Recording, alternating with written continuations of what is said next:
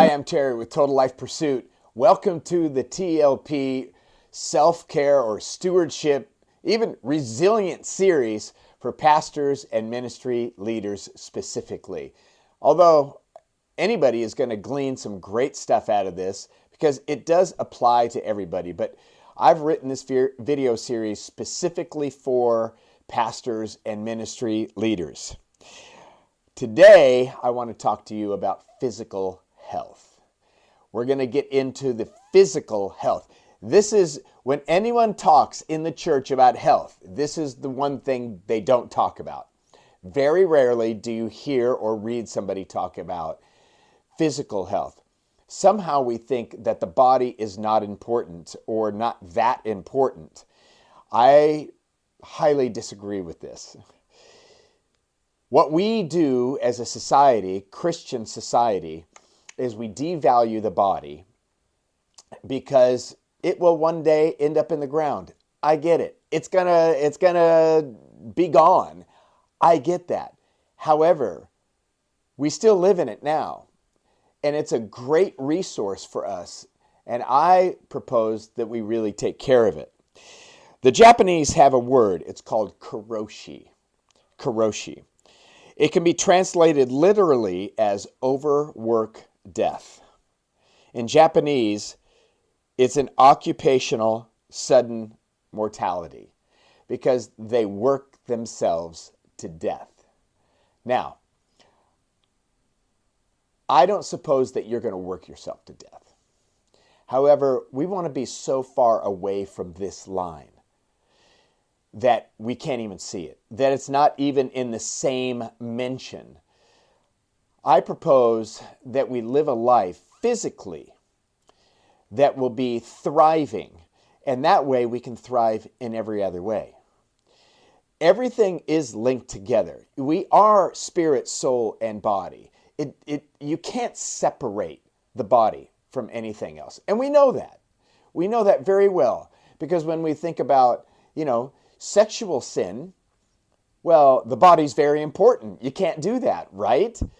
So the body is important in many other ways and connected spiritually.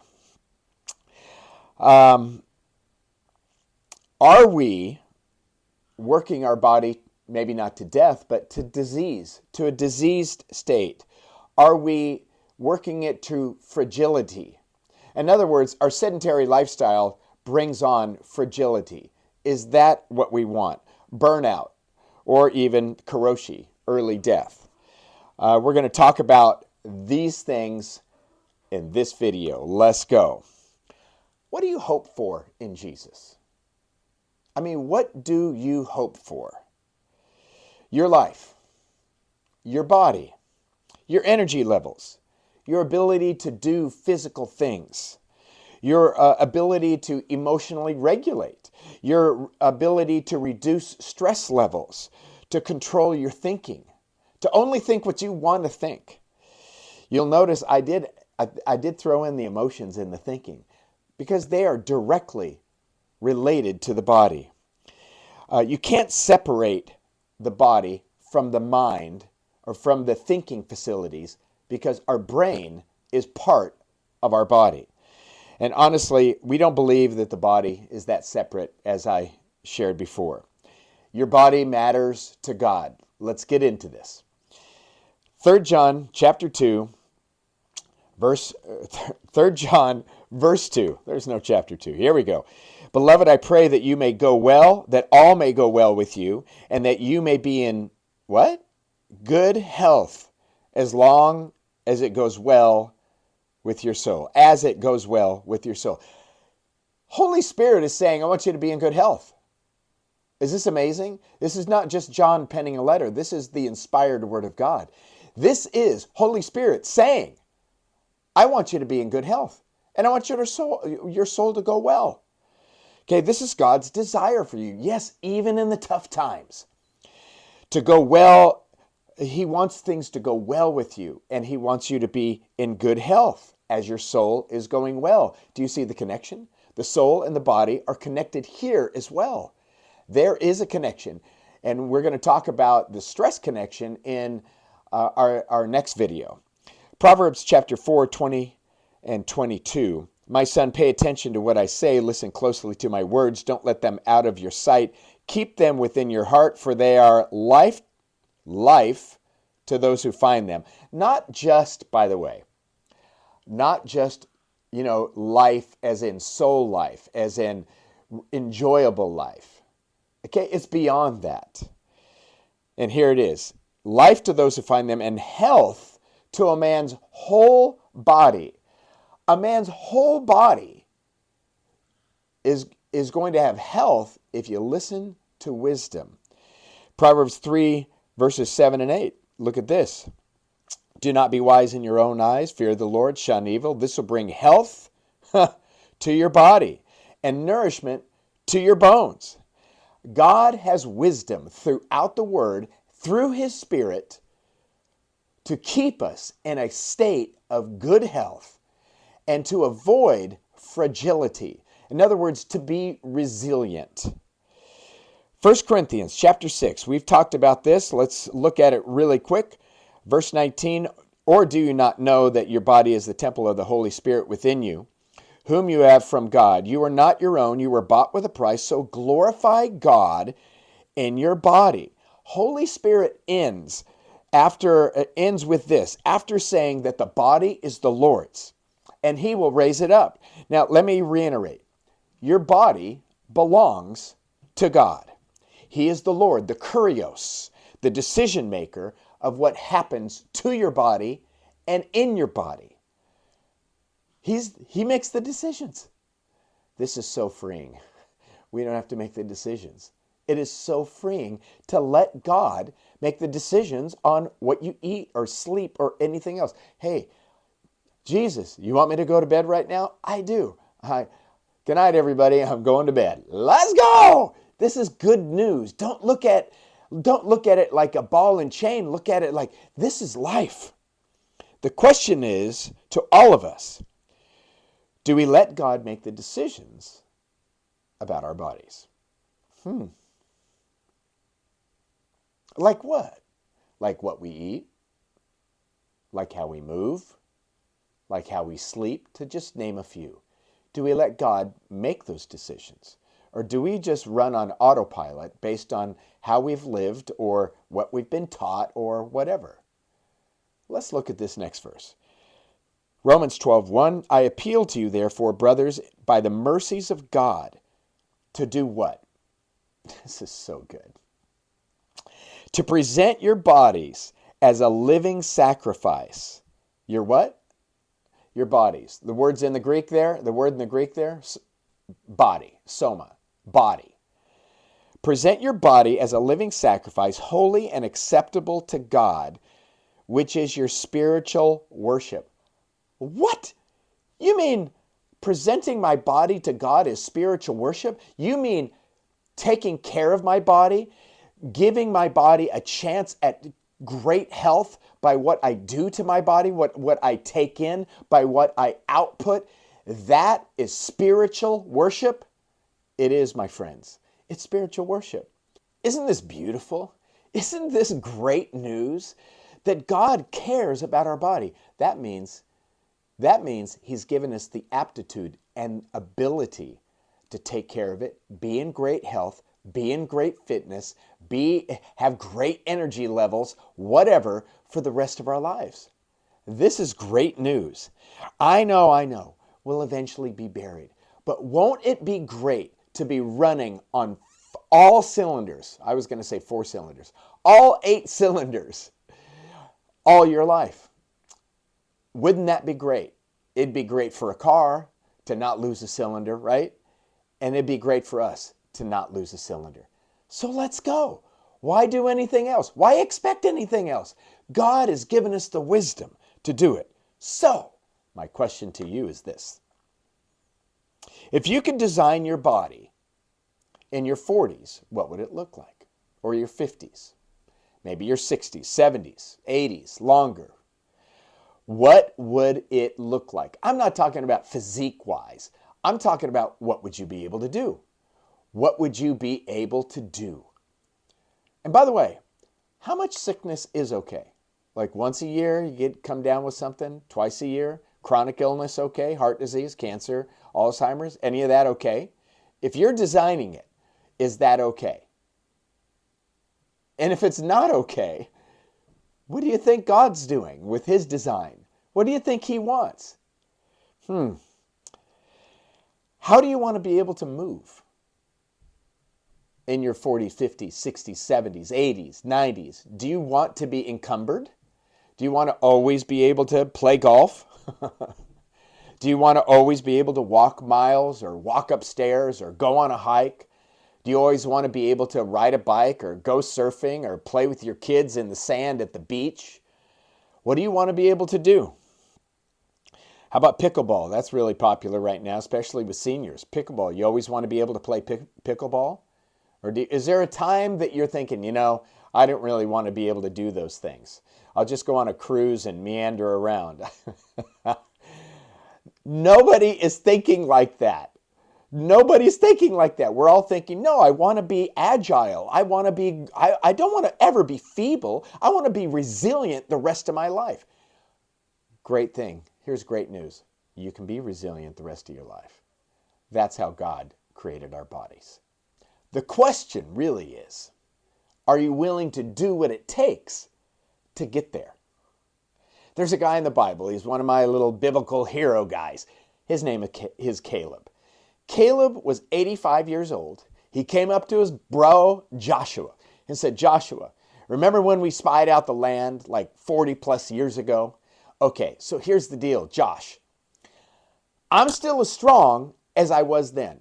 That's what he said. I'm 85. I'm still as strong as when we spied out the land. So give me the hill country. In other words, give me the toughest place to conquer the enemy, to defend, or fight for and take over. Give me the hardest land to farm because it's on hillsides. It's in mountains. I'll take the hard place. I love this guy. Just let me do it because I've kept my body resilient my entire life. Do you want to keep yours resilient? You see, we used to die in the days of old, in the 1800s, even early 1900s, 1700s, in the time of David or Abraham or whoever. People died most of the time through bacterial and viral infections. Well, not anymore. We die from chronic disease. But here's the cool thing. Our bodies are made to keep us from those things. Our bodies, okay, everybody has cut their hand, cut their finger, cut their arm before, right? Blood's coming out. Might have to do a little butterfly bandage or whatever to get the blood to stop, right? I remember cutting my hand on on a rock at the beach coming out of a surf session and just ripped my hand on a barnacle and we put some super glue on it. I don't know if you ever done that. It's amazing. Super glue and it stopped the bleeding. And it was, I had to go and we had to do this fast. I couldn't wait. And do you know what happened? Within a couple weeks, my hand was completely healed. God gave us our bodies. He made them self-healing. Our bodies are incredibly and fearfully made. They're so wondrous. It's amazing, these things. So our bodies are meant to thrive and be whole and be healed. Our bodies are also meant to be disciplined. They're not just meant to be, the old term for diabetes was the king's disease because only kings could afford to have rich food, baked food all the time. And so diabetes came as a part of having all the food that was really rich, and then you got diabetes. How about that? Our bodies are meant to be disciplined. And they're meant to consume what we're supposed to consume. They're meant to do what we are designed to do. We put them under discipline. We do it when we're sick, right? Well, hopefully. Some of you probably don't. You probably feel sick and you go to work and do your thing because, the world needs you. I'm just saying, we definitely put our bodies under discipline for certain things. 1 Corinthians 9, look at this. Every athlete exercises self-control in all things. They do it to receive a perishable wreath, but we an imperishable. So I do not run aimlessly. I do not box as one beating the air, but I discipline my what? My body. And I keep it under control. What? I keep my body under control. Lest after preaching to others I myself should be disqualified. And look, I understand Paul's not talking about physical health here, but there's a principle that it can't be ignored. I take my body and put it under my control. It doesn't tell me what to do. It doesn't tell me what to eat. In fact, that got somebody into trouble. I don't know, Genesis chapter 2, chapter 1, chapter 2, chapter 3. I'm all messed up. Okay, chapter 3. What happened? That food looks good, really beautiful. That food looks like it would taste good, really, really tasty. That food will give me something that I don't have. I understand there's a depth to this passage that I'm not getting to. I get it. I'm just saying from a health perspective, here's what I see. It looked good. It looked like it was going to taste good. And it gave me something that I didn't have. People eat all the time because of emotional distress, stress, or whatever. Right in the beginning, it was food that was a problem and food that caused the crash. You say, okay, that's, food, Cain and Abel. What was that over? It was over a sacrifice, really, food, animal, and even though they weren't eating animals back then, I get it, but fruit. Okay, who gave up his birthright for a bowl of soup? Food. The question I have for us is, are we giving up our birthright of health for food? It's a good point right there, Terry. You can build muscle at any age. That's how incredible our body is. I don't care if you're 75 and you're listening to me right now. You can still build muscle. It can still happen. Muscle is more than just mass, and it's more than just strength, being able to move something. It's power, being able to move quickly.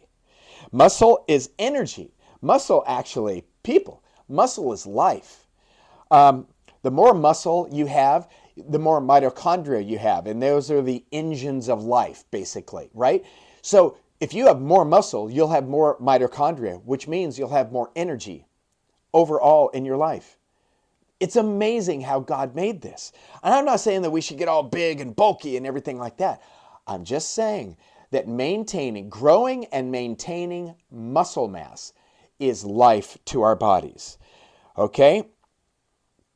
Mass gives us a longer life. Mass gives us a better life. Strength gives us more ability in life.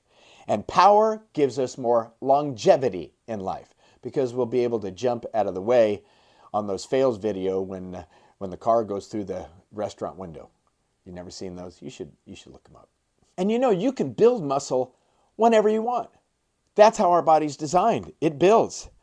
Okay? Strength is the force that is generated so you can move something, or like how much you can squat. But power is the quickness in which you can move that something, or maybe like a squat jump. We can improve on that by working out, by exercising. Now, in the days of old, they didn't have gyms. I understand. They had farms. They had life. You know what I'm saying? I mean, they had to do stuff. They had to milk the cow, and then they got the eggs from the chicken on the way back from the, milking the cow. Well, and then they hooked their oxen up, and they plowed the field, and they planted it by hand, and they harvested, and they brought the stuff in, and they canned it, and there was no forklifts back then. Are you with me? And they had to cook. Well, how do you cook? Well, you cut down a tree, and then you split the logs, and you bring them in, and you make kindling. And you with me?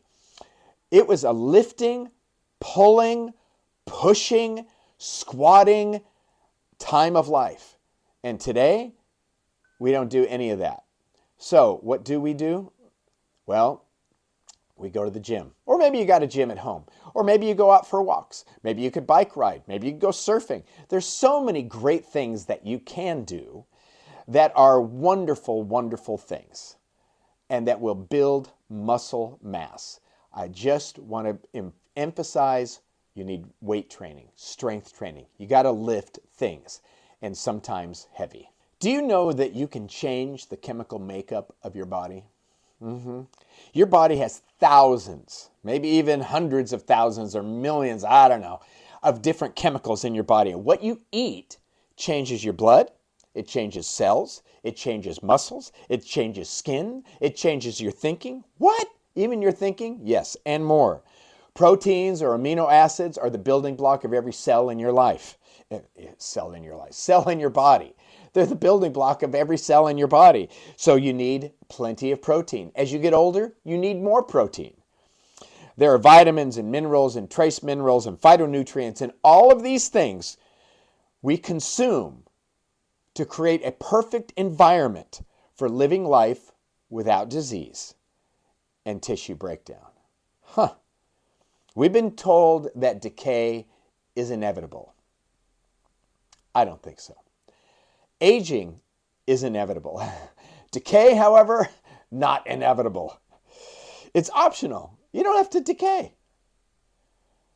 Do you know how God designed our sleep? Sleep. How much do we get? We have a workforce, a glymphatic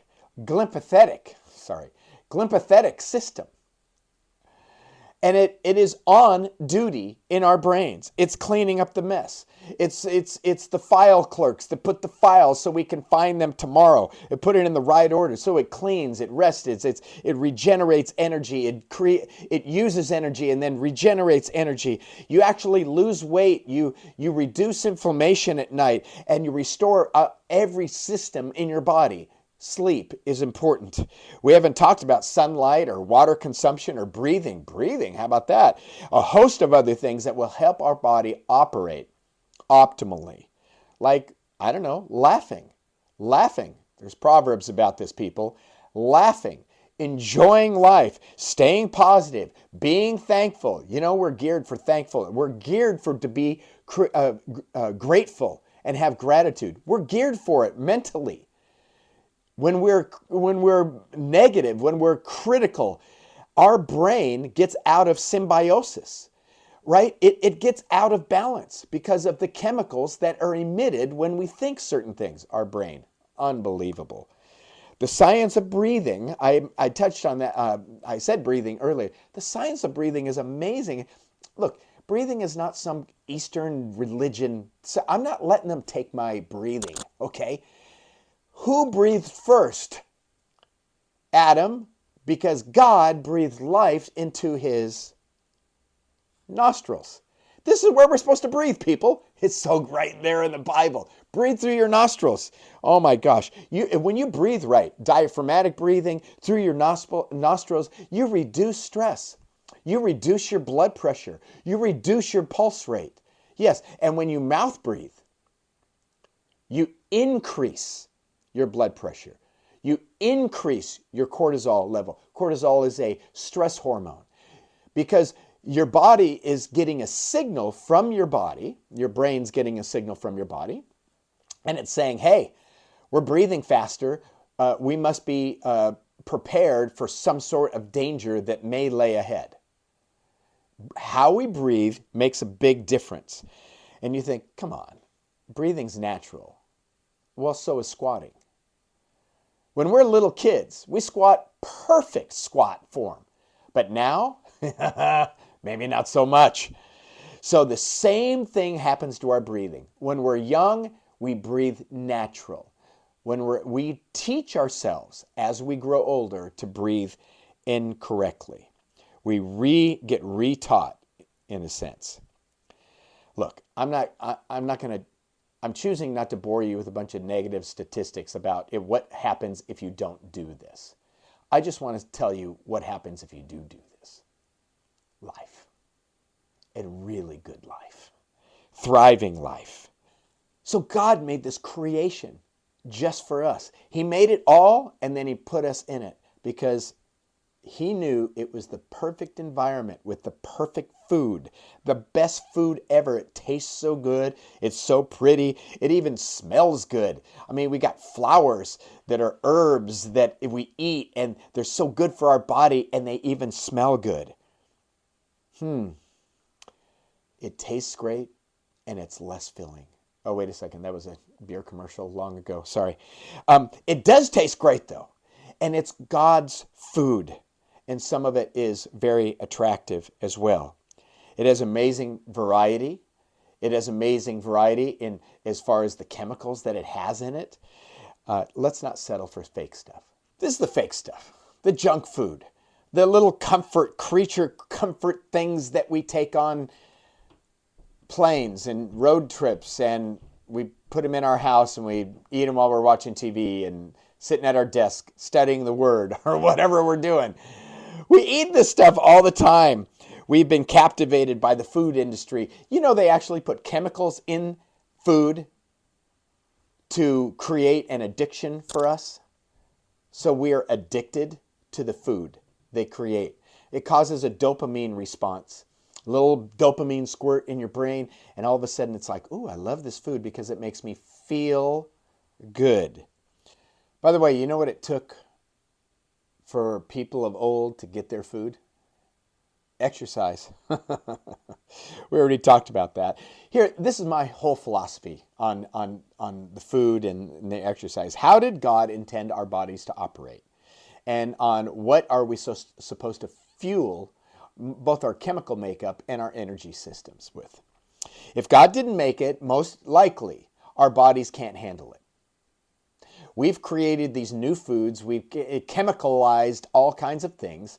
And our bodies sometimes, like the gluten tolerance that goes around today, right? It's like the body is like, nope, can't do it. Can't do it. I don't know what to do with this. I just don't know what to do with this. See, God made our body to eat his food, not man's food. God made our body to move. That's why we have muscles, to move our skeleton, to take ourselves different places. We were supposed to move a lot. So our sedentary lifestyle is not part of his design. God made our bodies to sleep. That big ball in the sky, yeah, when it goes down, all of a sudden we get tired. Now, we artificially keep ourselves awake with light and food, caffeine, whatever. You know, cortisol, we keep our motors running, so to speak. That's not the way it was designed. It was designed to sleep. And then there's that one day a week God gave us as a gift.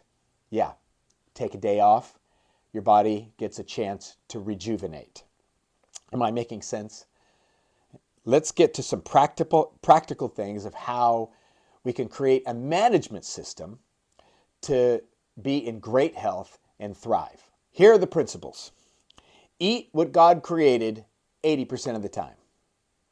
80% of the time, eat what he created. Drink water, lots of it. Half your body weight in ounces is a somewhat good thing, a good measuring stick. But really, it depends on your lifestyle and where you live and how hot and how much you sweat and so on and so forth. But drink lots of water. Eat nutrient-dense foods or supplement. That's right. You got to supplement if you're not eating nutrient-dense foods. Are you really serious about your food, about your eating, about taking control of that part of your body? Then track it. Track it and see how you're doing. I love Chronometer. It's one of the better ones because it has micronutrients values for your food. And so enter everything that goes in your mouth in Chronometer for a week and do that, once a month or do it all the time, whatever you want. You can see if you're deficient in certain nutrients. Eat fermented food and drink.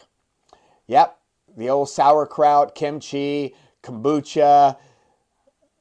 Eat it and drink it. And then up your fiber intake to at least 29 grams a day. And that's minimum. Okay, that's your minimum. So low ball. Do you know all the RDA, recommended daily allowances, are so you don't get disease? So it's like, get this much vitamin C so you don't get scurvy. All right, let's not shoot for a minimum. Let's go way over that. Second thing, move. A lot. All day. Every day, except that one day. Don't sit more than 45 minutes at a time. Your exercise should be about a 30-minute session, 5 days a week. That is the ACSM, and it's pretty widely accepted, really, by every doctor and scientist. That's how much we need to exercise. So what do you mean exercise? Well, some of you, it's just going to be walking. Others, walking is no big deal. I have a fit walk that you could do. You could contact me. I'll send it to you.